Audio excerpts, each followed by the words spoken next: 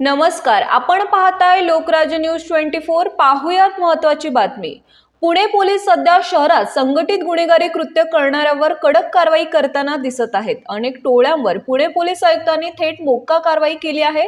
पुण्यात गँगवॉर मोठ्या प्रमाणावर वाढला आहे। त्याचा अटकाव आणण्यासाठी पुणे पोलीस थेट तडीपार आणि मोक्याची कारवाई करत आहेत।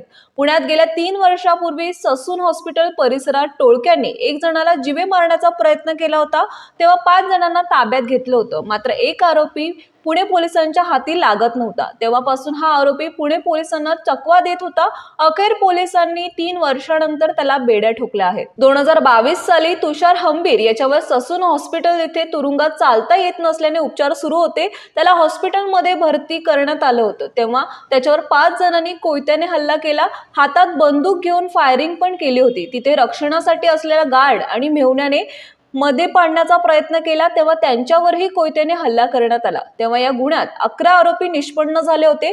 बन गार्डन पोलीस ठाण्यात गुन्हा दाखल करण्यात आला होता। तेव्हा पुणे पोलिसांनी मोक्का कारवाई केली होती। मात्र रोहित उर्फ तम्मा भोसले हा फरार होता। त्याला अखेर बेड्या घालण्यात आल्या आहेत।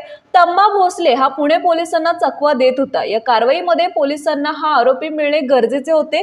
संघटित गुन्हेगारी मोडून काढण्यासाठी सगळ्याच आरोपींना पोलिसांनी ताब्यात घेतलं होतं। मात्र हा चकवा देत असताना पोलिसांना माहिती मिळाली आणि पोलीस स्पॉटला दाखल झाले आणि त्याला अटक करण्यात आली। या केसमध्ये पुणे पोलिसांनी 3 वर्षांनंतर आरोपीवर कारवाई केली आहे।